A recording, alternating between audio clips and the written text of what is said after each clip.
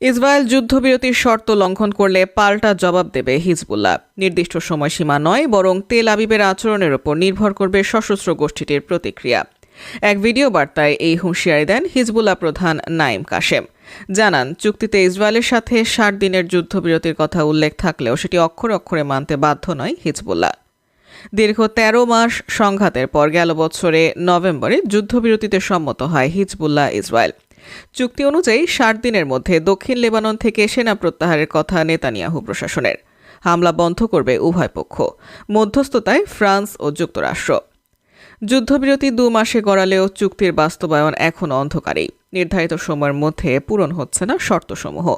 হিজবুল্লাহর তরফ থেকেও এলো কঠোর হুঁশিয়ারি।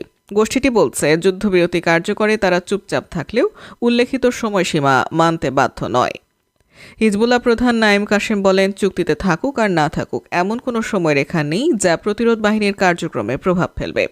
আমরা আগেও বলেছি, হিজবুল্লাহ ইসরায়েলকে চুক্তি কার্যকরের সুযোগ দিচ্ছে, নিজেদের ধৈর্যের পরিচয় দিচ্ছে।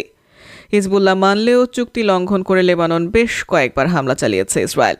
কিন্তু সেই ধৈর্যেরও যে সীমা আছে তা স্মরণ করিয়ে দিয়ে হিজবুল্লাহ প্রধান বললেন, ইসরায়েলি আগ্রাসন আর নীতি লঙ্ঘনের উপর নির্ভর করবে হিজবুল্লাহর ধৈর্য ধারণ।